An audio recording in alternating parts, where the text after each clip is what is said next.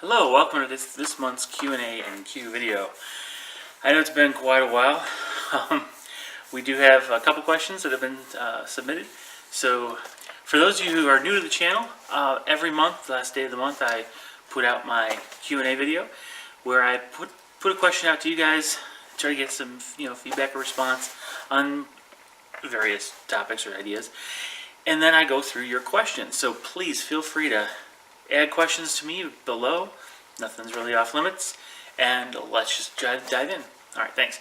The first question I've got is from Beer40K, and he asks, "Have you seen The Last Jedi yet, and what did you think?" Okay, here it is. We're at the end of March, and no, I haven't seen it. Now, I'm basically gonna wait till it comes out on DVD. I'm not all that thrilled with the new Star Wars stuff. I'm being picky, but I'm not one for. I don't like Mary Jane's or Mary Sue's or whatever. Mary Sue's. Anyway, the characters are supposed to be deep, but they're not supposed to be able to do everything. And having a single character that can do everything themselves, really, I lose interest. I like to see a group of characters relying on each other's strengths and covering for each other's weaknesses to get out of a sticky situation. That's just my personal opinion. And, with this new reboot, with the Force Awakens, it bothered me how Rey, who has been a kid in the desert for a long time, and granted, she's great mechanically, that makes some sense. But to be able to expertly fly the Millennium Falcon, that doesn't jive. Yeah, and then to be able to use a lightsaber without training, I mean, even Luke needed training. And he was Anakin's direct descendant. So there's stuff like that. When Finn picked up and started using the saber against Kylo, that doesn't make any sense. Not only did he not have training, he had no force. We don't have any backstory that shows him having any connection to the Force at all. And so I just think that it was too cheesy. It was a little too... It wasn't well thought out from a story-wise. Even some of the combat scenes, just too many situations where the opponent's just easily knocked out. I lost interest in it. I wasn't really thrilled by it. Going into this one, well, when I heard even Mark Hamill's disappointment in his character and the way it was interpreted for this, that kind of turned me a little bit. But again, I had no real interest in seeing those type of characters play, who don't really need anybody else.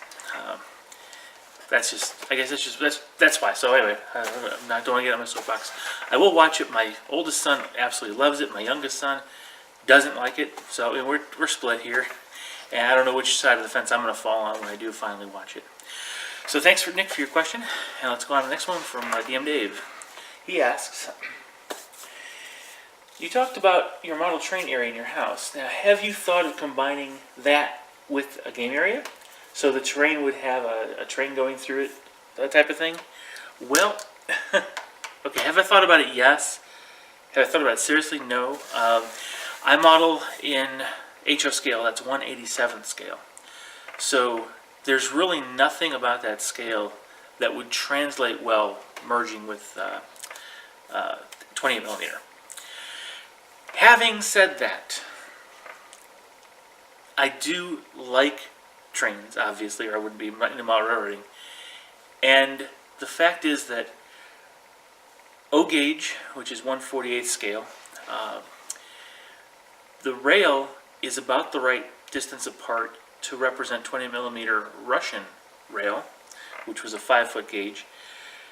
Whereas S gauge, which is about 1/65th-ish scale, 1/67th scale, is set at the right scale for 28 millimeter to be really the European, really close to the European rail.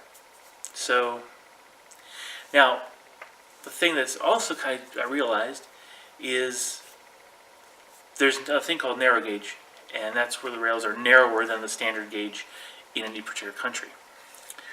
So Europe and America is 4 foot 8 inches or 4 foot 8.5 inches is the gauge. Anything shorter than that is, or narrower than that is narrow gauge. Well, 3 foot gauge is something that's pretty common throughout the world, especially underdeveloped areas like Africa in World War II, India. So actually, even in the desert, you could have a railroad using S gauge, narrow gauge, 3 foot gauge would work perfectly. So having realized this, I'm really starting to think about how I could weave in the rail into my wargaming. Now, I don't think I'm actually going to, I'm not going to go modeling in those scales, because that's a huge investment, considering I've already invested, well, we won't talk about how much, in my regular HO scale. So I do like the idea. I have to keep the two hobbies separate because of the scale that I've chosen, but that's just the way it is. So, all right, thanks guys for your questions. Now, here's the question I have for you. This year was my first chance to finally get to go to Adepticon, a gaming convention, which I've never been to. And I was amazed at how much fun I had. I honestly thought going into it that I would have a lot of fun day one and then start getting bored. That did not happen. So, I'm curious, for you guys, first of all, do you go to gaming conventions? And if so, what's your favorite one and why? Because I'm kind of thinking I might want to go to some others as well. So give me some feedback. Let me know what you guys do as far as gaming conventions, where they are, what they're like, and let's see what the answers are. All right. Again, leave your questions in the comments below, and we'll see you in the next video. Bye-bye.